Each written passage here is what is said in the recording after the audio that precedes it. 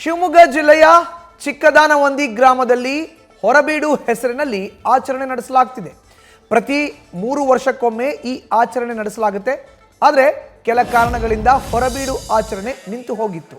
ಇದೀಗ ದೇವರ ಬಳಿ ಅಪ್ಪಣೆಯ ಬಳಿಕ ಸುಮಾರು 9 ವರ್ಷಗಳ ಬಳಿಕ ಮತ್ತೆ ಈ ಆಚರಣೆಯನ್ನು ಮಾಡಲಾಗ್ತಿದೆ.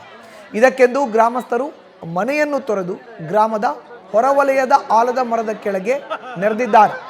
ದುರ್ಗಮ್ಮ ಹಾಗೂ ಬಸವೇಶ್ವರ ದೇವರ ಉತ್ಸವ ಮೂರ್ತಿಯೊಂದಿಗೆ ಗ್ರಾಮಸ್ಥರು ಆಗಮಿಸಿದ್ದು, ಸೂರ್ಯಾಸ್ತದ ನಂತರ ಉತ್ಸವ ಮೂರ್ತಿಗೆ ಪೂಜೆ ಮಾಡಿ ಗ್ರಾಮಸ್ಥರು ಮನೆಯನ್ನು ಸೇರಲಿದ್ದಾರೆ. ಸದ್ಯ ಪ್ರತಿ ಕುಟುಂಬದ ಸದಸ್ಯರೆಲ್ಲ ಸೇರಿ ಸಂಭ್ರಮಿಸುವ ಹೊರಬೀಡು ಆಚರಣೆ ಇದಾಗಿದ್ದು, ಆಲದ ಮರದ ಕೆಳಗಡೆಯೇ ಅಡುಗೆ ತಯಾರು ಮಾಡಿದ್ದಾರೆ.